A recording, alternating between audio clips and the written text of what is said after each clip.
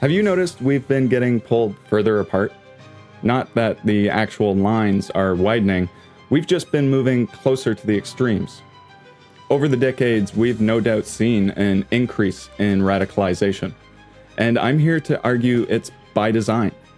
We're currently experiencing the outcome of algorithmic-driven propaganda, and like any algorithm, it's only gone better at radicalizing each and every one of us.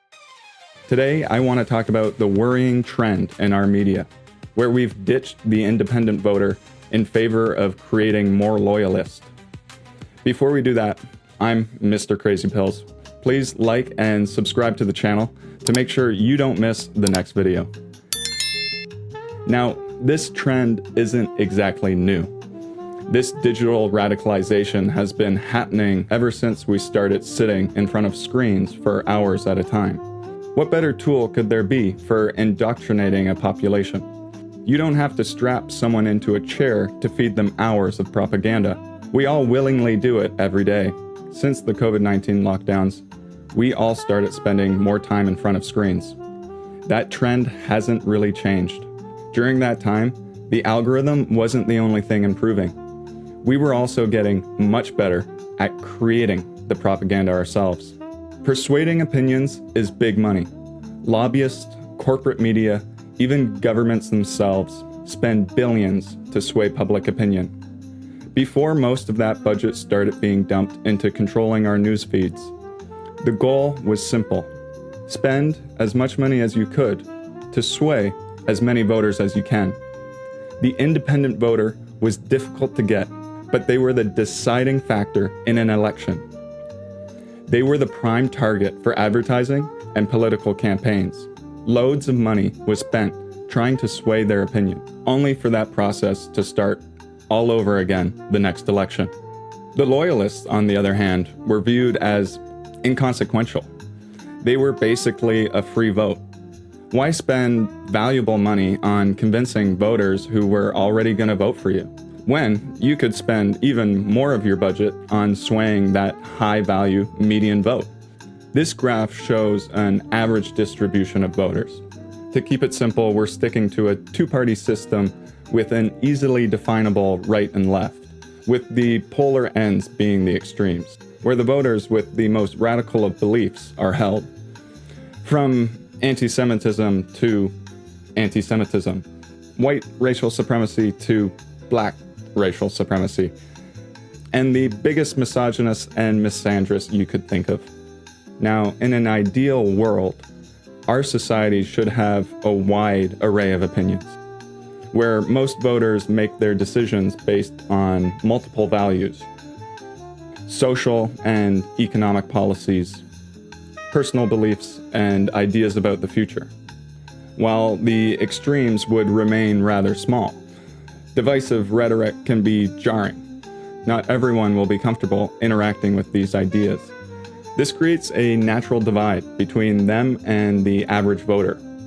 You'd expect these fringe beliefs to slowly dwindle in supporters as less people choose to interact with them. But that's not what happened. The Paris terror attacks by Islamic State jihadists who killed more than 130 people. 3 suicide bombers had detonated bombs around the stadium. Shortly afterwards, police attend another scene of carnage. A gunman had opened fire on a crowded bar in central Paris. The final attack sends music fans fleeing at a concert in the Bataclan Theatre. Gunmen had stormed in, firing randomly at the crowd. The extreme ends of our political system have only grown larger, and it starts here in the middle. The push and pull of advertising and social conformity. As more money was invested, the bigger the distortions to our society's thoughts and opinions. This constant pull turned nuanced thinkers into partisan voters. Ideas we may have agreed with became a betrayal to our core beliefs. As a result, we cut ties with those ideas and become further entrenched in one specific ideology. Now our graph is starting to look a little bit more like our reality. As mudslinging and ridicule became a digital norm of the 21st century, not only were our thoughts clipped, but we became adamantly adverse to crossing party lines. We're starting to sound like loyalists, but we're not extremists.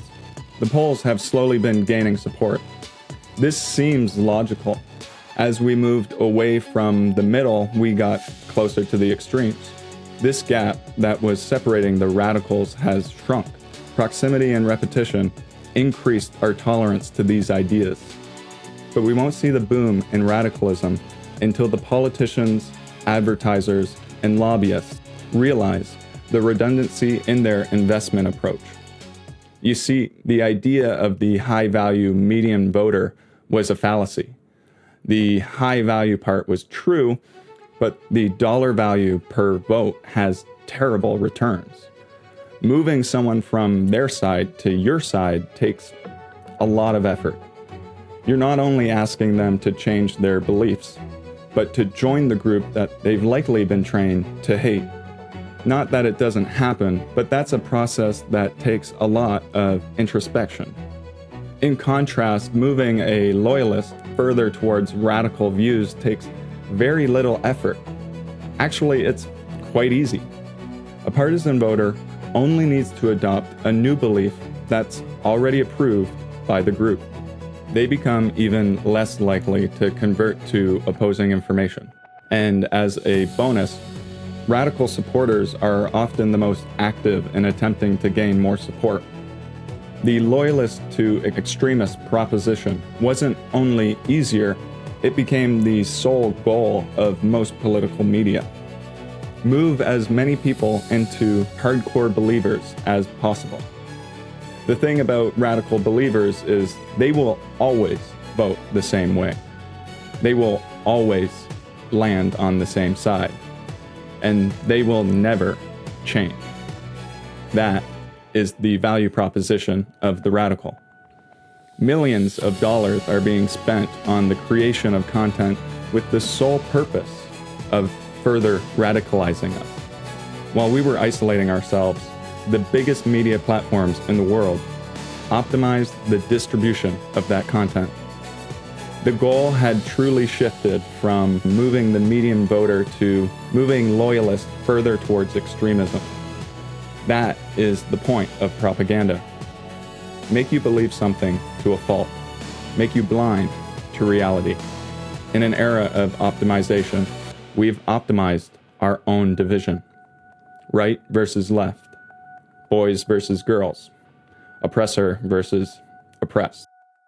Those in the right and those in the wrong. There's no avoiding it today. Propaganda is everywhere, and we're all influenced by it. It's not a personal fault, it's the nature of the beast. Their goal is more radical believers. My goal is to bring more people away from the polls. I don't need anyone's vote, but I do need subscribers. So if remaining a rational observer is something that interests you, go ahead and subscribe to the channel for more conversations like these.